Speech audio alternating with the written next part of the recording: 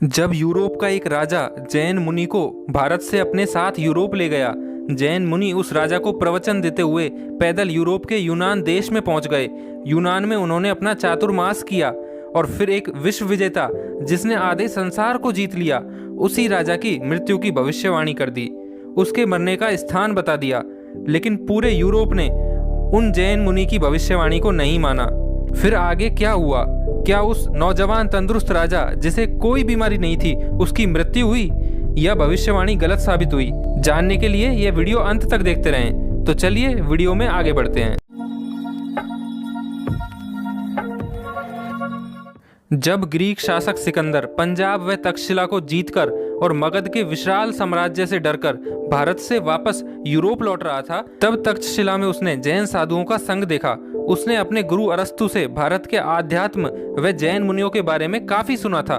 इसलिए उसने अपने एक चतुर सेनापति अंशकृतश को एक जैन मुनि को अपने साथ लाने हेतु भेजा।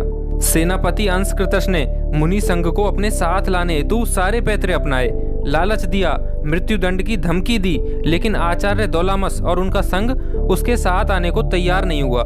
सेनापति अंशकृतश ने सारी घटना सिकंदर को सुना दी कि मैंने उन्हें खूब लालच दिया, लेकिन वे यहाँ आने को तैयार ही नहीं है। मृत्युदंड पर वे कहते हैं कि आत्मा कभी मरती नहीं और शरीर का हमें मोह नहीं। आचार्य दौलामस का उत्तर सुनकर सिकंदर को मुनि दर्शन की इच्छा प्रबल हो गई।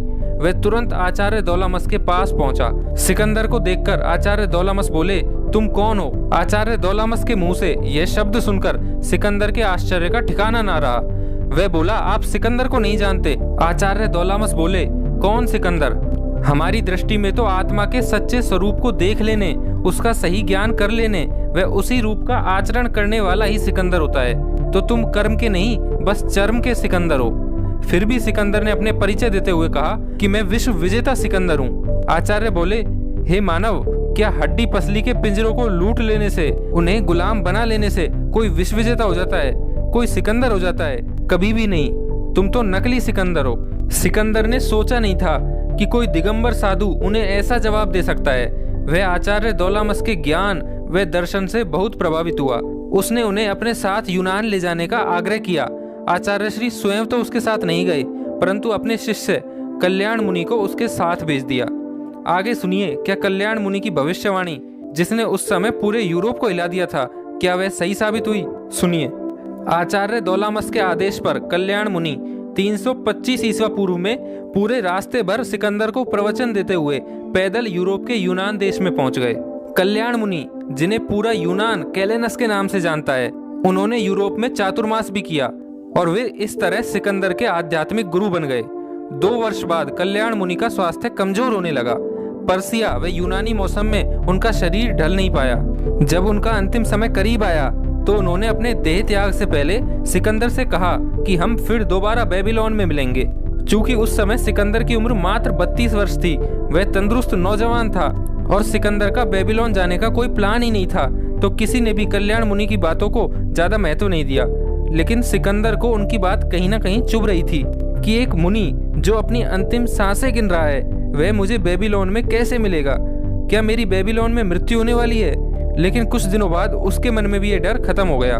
उसके कुछ दिनों बाद कल्याण मुनि ने पर्सिया के सूसा नामक शहर में मंत्रोच्चारण करते करते समाधि पूर्वक अपने देह का त्याग किया। उसके बाद एक आश्चर्यजनक घटना हुई। आश्चर्य की बात यह थी कि कुछ माह बाद यूरोप व पश्चिमी एशिया का विजेता, आधे संसार को जीत लेने वाला सिकंदर बहुत बीमार पड़ गया और बेबीलोन में ही 32 वर्ष की उम्र में उसकी मृत्यु हो गई। इस तरह कल्याण मुनि अथवा कैलेनस ने सिकंदर की मृत्यु से पहले ही उसकी भविष्यवाणी कर दी थी, और जो बिल्कुल सही साबित हुई। यूनान में जैन मुनियों को जिम्नोसोफिस्ट के नाम से जाना जाता है। कल्याण मुनि, जिन्हें यूनानी लोग कैलेनस जिम्नोसोफिस्ट के नाम से जानते थे, उनके चरण चिन्ह आज भी ग्रीस अथवा यूनान की कैपिटल एथेंस में अंकित हैं। मित्रों, आपको ये वीडियो कैसी लगी नीचे कमेंट करके बताइए, और यदि ये वीडियो आपको अच्छी लगी तो इस वीडियो को लाइक करके अपने सभी मित्रों के साथ शेयर करें और मेरे चैनल तुषार जैन को सब्सक्राइब करें। धन्यवाद।